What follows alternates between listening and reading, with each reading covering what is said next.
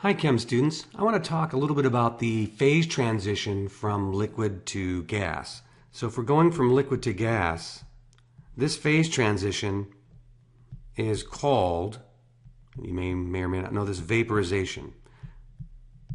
It's easy to get this name confused with some other terms, but we'll be going into those other terms in class in the next couple of days. So vaporization is a phase change. And it's the phase change from when a liquid goes from being most stable as a liquid, when a substance goes from being most stable as a liquid to being most stable as a gas. For example, water at 25 degrees C tries to essentially is a liquid. However, if we make the water 120 degrees C, we know that it's a gas. So temperature is one of these quantities which will tell us what's the most favorable phase for something. The other one that we're going to find out later is the external pressure, how much pressure we're pushing in on this stuff and trying to compress and put the molecules close together. So when we think about it from that point of view, that kind of hints that intermolecular forces might play a role. So to start off our discussion is we're going to look at one of the mechanisms of this liquid to gas transition, and it's a specific one. We're going to look at what's called vaporization.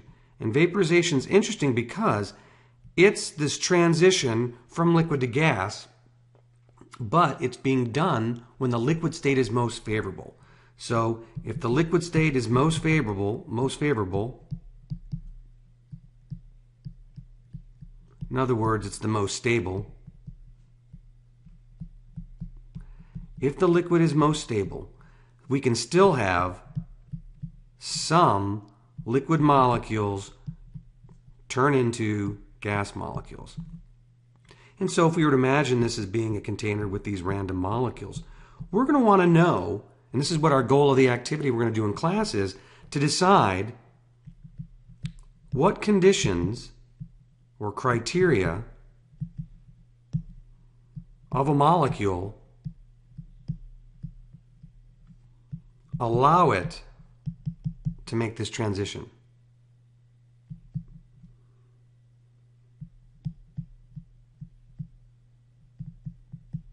That's what we want to figure out in class. When we do so, we're going to be lucky because this is going to lead to an understanding of other properties.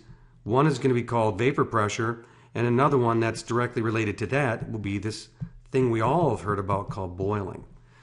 So just to recap, our goal is to understand how the mechanism at which a liquid can turn into a gas, not all of it, but just some of it can turn into a gas in a situation where the temperature and pressure, that is, are set so that the liquid's the most stable phase.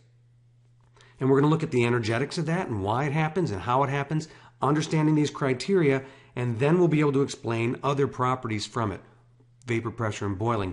And those other properties, by the way, are the ones that people tend to measure and put into the back of the book or on the internet concerning a new substance. They want to know what's its boiling point, what kind of vapor pressure does it have. So we need to understand those things so that if we go looking for them later, we know why it's important to us.